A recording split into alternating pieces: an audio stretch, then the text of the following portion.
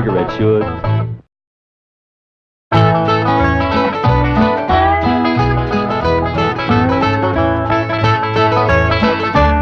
You heard me, mister. Now you get going and get going fast. Madam, I don't think you understand. I'm from the Internal Revenue Service. That's a department of the... Hop in that puddle jumper and cut mud out of here. But I only want to talk about Mr. Clampett's return. He ain't going nowhere. If you keep hanging around here, you ain't going nowhere neither. Now, see here, madam, I insist! I'll be back! I'll be waiting!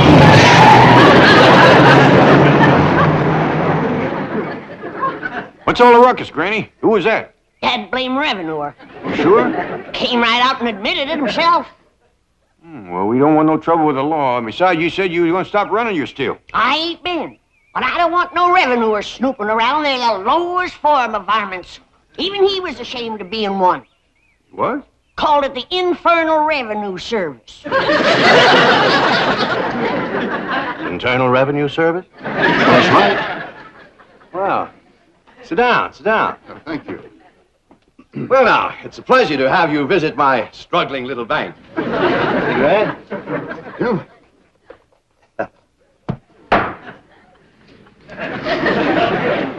Here we are. Yes, it's always a pleasure to see you splendid chaps in the Internal Revenue Service. You know, I was just talking to my tax man yesterday. Aspen? No. Mr. Drysdale, I'm not here to talk about your income tax return. You're not? No. But your tax man did handle the return for Mr. J.D. Clampett, right? Oh, yes, Mr. Clampett is my largest depositor. Wonderful man, salt of the earth, honest as a day is long. Lovely family. Mr. Drysdale, I was just fired on by a member of that lovely family. Fired on, you mean shot at? With a double-barrel 12-gauge shotgun. Wielded expertly by a little old lady no bigger than this. Granny. Oh, Mr. Landman, you have to understand these people. Oh, I understood her fine. What I don't understand is this. How can a man show an income of millions for last year and not one red penny for all the years previous? Oh, well, I can explain that. Well, the Treasury Department will appreciate it. Now, this is the beautiful mansion you just visited, right? Well, I would hardly call it a visit. Skirmish might be a better word. This is the house, yes. Hey, Mr. Landman, would you believe that 8 months ago they lived here? No, frankly, I wouldn't. I give you my word. The poorest, most uninformed people imaginable. Why, when an oil company tried to explore their swamp, old Jed's daughter hit him with a rock. Thought he was a revenuer.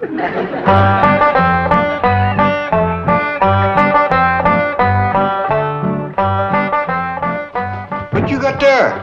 Stranger, Where'd you get him? I beamed him with a rock. What for? He was skulking around down by the slough.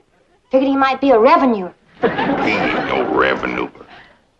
Then can I keep him? Of course not.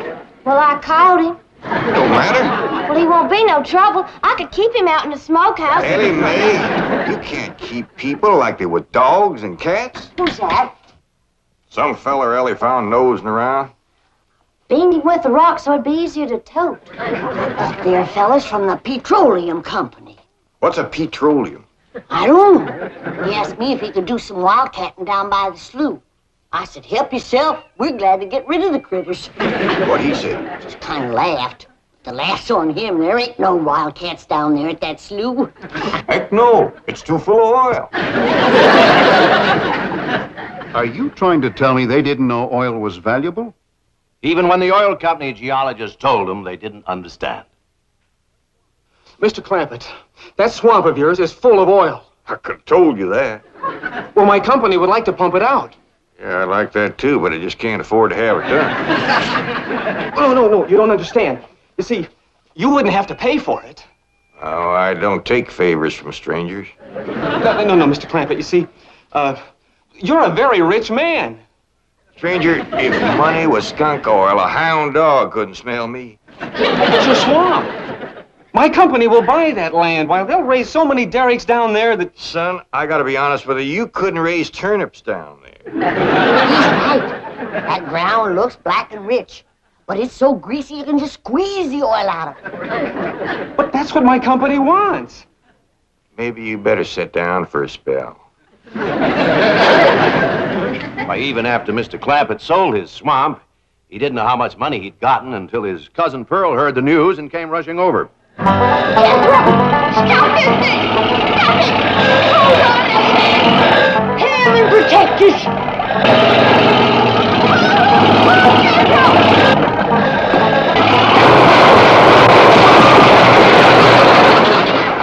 Did they hit us, Jed? No, but I think they sure want the chicken house. Oh, Jed, I'm sure sorry about the chicken house, but nobody got hurt. Jeffro, I told you to get rid of them worn-out brakes. I did, Ma. That's how come we ain't got none. Get on out and lift the chicken house back on its foundation. Jed? Yeah. Jed, Ellie Mae came running over to my place and she said you sold the swamp to some oil company. Well, yeah, I guess I did. What did they pay you for it? Well, he ain't paid me nothing yet. The Brewster fella said he'd bring the money later. How much they gonna pay you? Well, he said that'd depend some on how much oil they could pump out. Well, he must have mentioned some figure. What was it? Now, Pearl, you know that old swamp weren't worth shucks. Jed, clamp it. You got slickered and you're ashamed to admit it. That's just what I told him. Granny, how much they gonna pay him? All right, I'll tell you. He said it runs somewhere between 25 and 100. 25 and 100? I know it don't sound like much, but Mr. Brewster seemed to set great store by the fact he's going to pay me in some new kind of dollar. There ain't no new kind of dollars. Well, it's new to me. I've heard of gold dollars, silver dollars, paper dollars, but he says he's going to pay me in, what do you call them, Granny? $1 million. Yeah, that's it. $1 million? Well, he wrote the whole thing out on this piece of paper. Here, you can see for yourself. I don't know nothing about that kind of stuff. Let's see here. Thanks in heaven.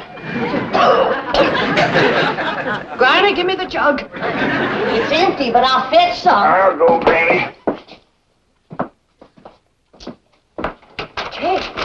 Jed, you're a millionaire. A millionaire. Yeah, that's what that Brewster fella kept calling me. I didn't know just how to take it. You meant you're rich. Me? The richest man in these hills. Maybe in the whole state.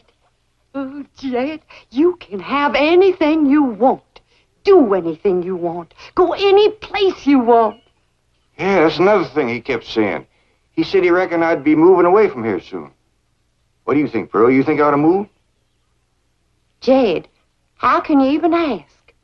Look around you. You're 8 miles from your nearest neighbor. You're overrun with skunks, possums, coyotes, bobcats. You use kerosene lamps for light. You cook on a wood stove, summer and winter. You're drinking homemade moonshine, washing with homemade lye soap. And your bathroom is 50 feet from the house, and you ask, should you move? Yeah, I reckon you're right. Man, be a dang fool to leave all this.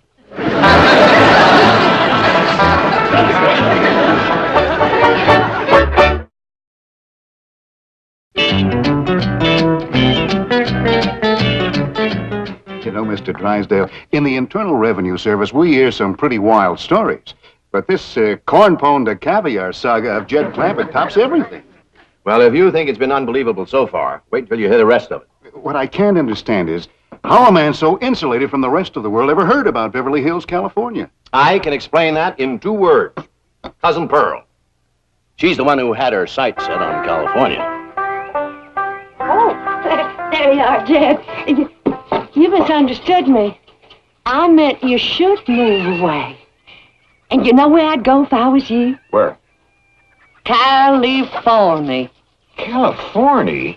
Yes, sir. Beverly Hills, California. I hear tell it's full of millionaires out there. And movie stars, too. In what? Movie stars. Jed, remember the time that your pa took us to Eureka Springs to see the movie picture? Yeah. Well, the actors that make them movie pictures live in Beverly Hills. Go on. Yes, sir. Well, doggy. Wouldn't that be something? Living in the same neck of the woods with old Tom Mix. It sure would. And we could come visit you. You know what else they say about California? What? It don't get cold out there. What don't get cold out there? Nothing don't get cold out there. They don't have no snow or no ice. Can't they bring some in? They don't want it. That's why'd be so good for Granny. Remember last winter when she slipped on the ice and broke her hip? Yeah, poor old woman. She was limping for 2 days. Well, that couldn't happen in California because they don't have no ice. How come? I don't know how come. But Granny'd sure like it, and we could visit you. Maybe Jethro know how come there's no ice. He's going to school. We could ask him. Jethro, Yeah, Ma. come on over here. Speaking of school, Ellie Mae could get herself a fine education out there in Beverly Hills. Yeah, Ma? Your rich uncle's got a question he'd like to ask you.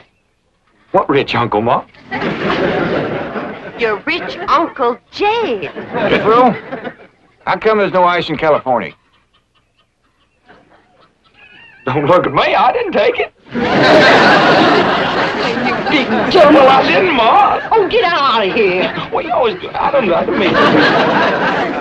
I was saying, Jed, folks claim California's got it all beat. Why, things grow twice as big out there. Jethro'd be a whopper, wouldn't he? He could help you move. He's awful handy at lifting and toting, and he could drive you out in my truck. I tell you what, Pearl. I'm going to have to study on this. When that Brewster feller comes back, I'll ask him what he thinks. Yes, it was Cousin Pearl who planted the idea of moving to Beverly Hills, but it was Mr. Brewster who made it possible. Who's he? Vice president of the oil company that bought Mr. Clamper's land. Yes, Brewster's often told me the story of that fateful evening. Well, your cousin is right about that, Mr. Clampett. Beverly Hills is a choice residential area, and lots of millionaires do settle there. Folks like me, huh? Well, millionaires. And movie stars, too. Oh, yeah. Is Tom Mix there? No, I'm afraid Mr. Mix is dead. Huh? Oh, yeah. What's the matter with me? Remember, Pearl, he got shot at the end of that picture. Well, there are plenty other movie stars, and that's where Jed wants to live. Ain't it, Jed? I do like the notion of living in the hills. Never could stand flat country. Mr. Clampett, I think it only fair. That is, well, I think you may have a wrong idea about Beverly Hills. Is that where you live? No, my home is in Tulsa. Well, say, maybe you could get us a place there in your neighborhood. Mr. Clampett, let's not beat around the bush. You will love Beverly Hills. Then that's it. Can you steer Jed onto a good place? No, I can get the bank out there to handle it for him. He'd like a nice big place with plenty of room for his kinfolk to visit him. I would like a nice, roomy place if I could afford it. Oh, Mr. Clampett, with your money, you can afford the Taj Mahal. Okay, I'll take it. Well, no, you see, I was just making a little joke. Oh, well, go right ahead. Well, you see, the Taj Mahal is in India.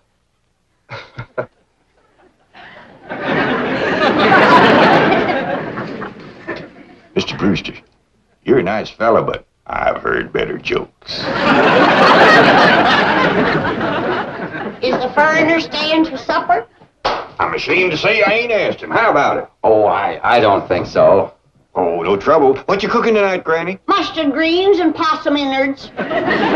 Mm-hmm. Did you hear that, Mr. Brewster? Very clearly. You change your mind? Not this time. Well, if you should happen to come back tomorrow, we'll be having leftovers. That's the thing about possum innards. He's just as good the second day. What a family. So anyway, they packed up and came to Beverly Hills. Well, it wasn't quite that simple. Mr. Clampett had his problems. With $25 million, he had problems? Ah, yes. The first one was his daughter. She didn't want to leave her friends. Friends? I thought they lived in a completely unpopulated area. They did. Her friends were not the kind you and I have. Now, I ain't gonna be here to look after you no more. So you're gonna have to keep yourself out of trouble. Watch out for them coyotes and them bobcats and them hunters with guns. Stay out of folks' gardens, 'cause you know how it riles up Granny when you get in hers. Except when we're gone, you can have everything that's left. I'm sorry there ain't gonna be room enough on the truck to take you along. But maybe you wouldn't like California anyhow. Maybe I ain't gonna like it either.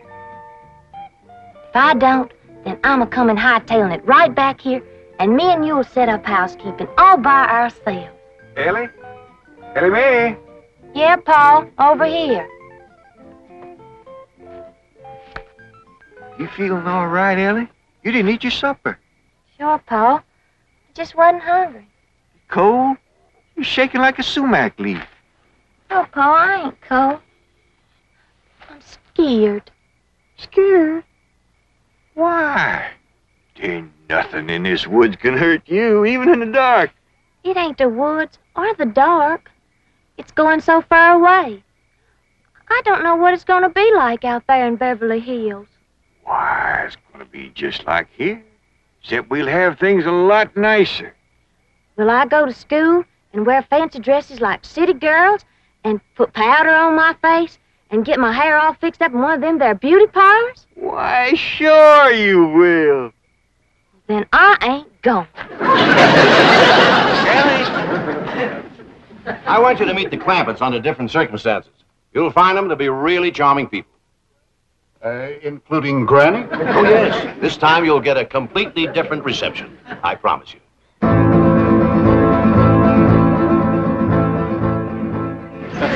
Ellie Mae! You sound the alarm if you see that revenue man coming. I will, Granny. I'll blast him before he gets through that gate.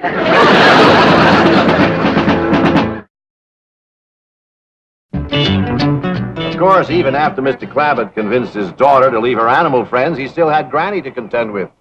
I guess she didn't like the notion of being uprooted. That's putting it mildly. The way he tells it, she just downright refused to budge. Ellie? If old Duke sits there with you, there ain't gonna be room for Granny. Oh, that's all right, Paul. Granny ain't gone. Who says she ain't? She says she ain't. That's right, Uncle Jed.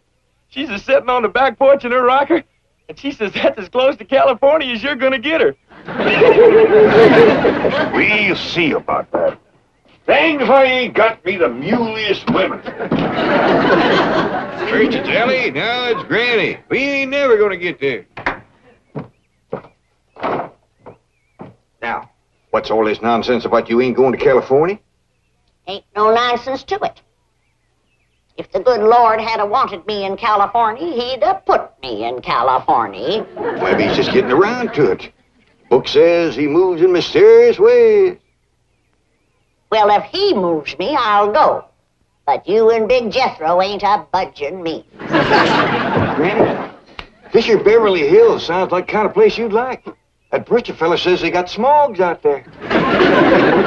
What's a smog? Well, me and Jethro figured out that's a small hog. And you heard what Pearl said. They ain't got no snow out there. You could run your still year-round. Run it the year round here. Yeah, but walking down through the snow to the still always makes you feel so miserable. I might feel miserable walking down. But the way I feels coming back makes up for it. Hey, damn it, Granny. We've been planning and talking about this trip for days. You never said you wouldn't go. Never said I wouldn't either. But that Brewster feller has bought us a house in them Beverly Hills. He sent our $25 million to the bank out there. Well, you just chase on out after it. I'm staying right here. And I ain't afeared neither. Granny, I ain't leaving you here alone. And I ain't a budging out of this rocker. Let her roll, Jethro.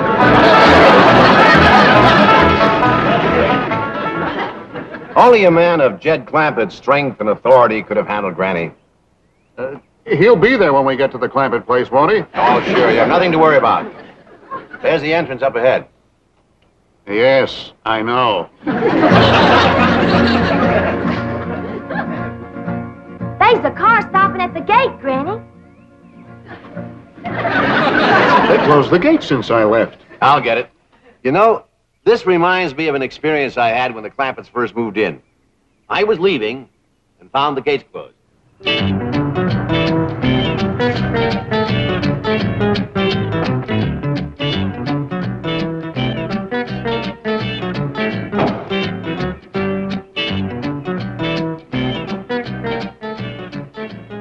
Hello. Hello. Mr. Clampett, can you hear me? Yeah, I can hear you. Good, good. I need your help. Sounds like you're inside the wall. I am. Would you let me out, please? Well, you bet I will. You stay right where you are. I'll get me an axe and have you out of there in no time. He demolished 10 feet of wall before I could stop.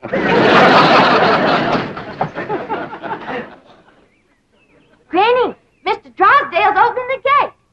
Good. He's leading that revenuer right into a trap.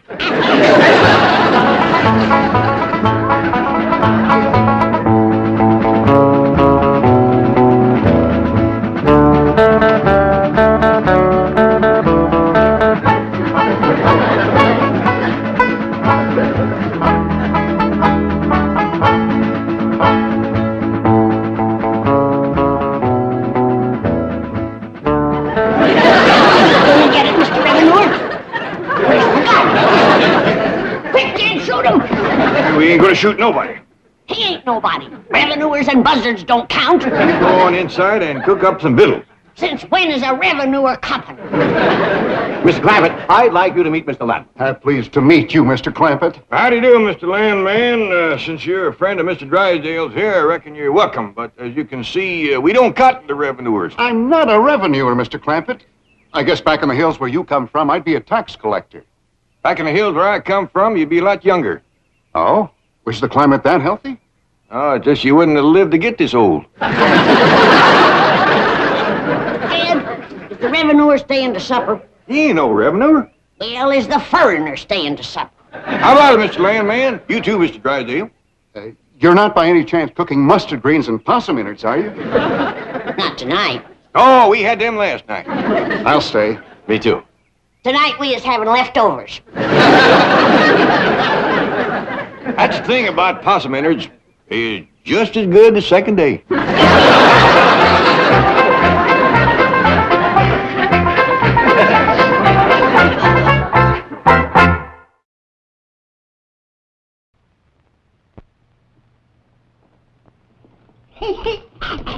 Oh, when things taste good like a cigarette should, I'll put some away for a rainy day.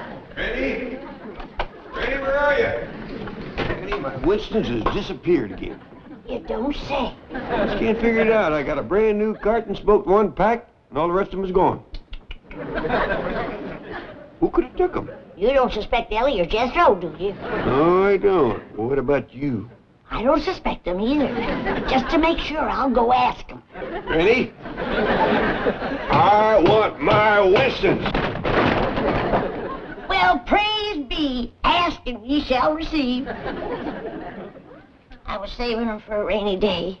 Rain or shine, Winston tastes good. Like a cigarette had oughta. The Beverly Hillbillies has been presented by Winston, We hope you've enjoyed it, and we hope you will try Winston, because Winston tastes good, like a cigarette.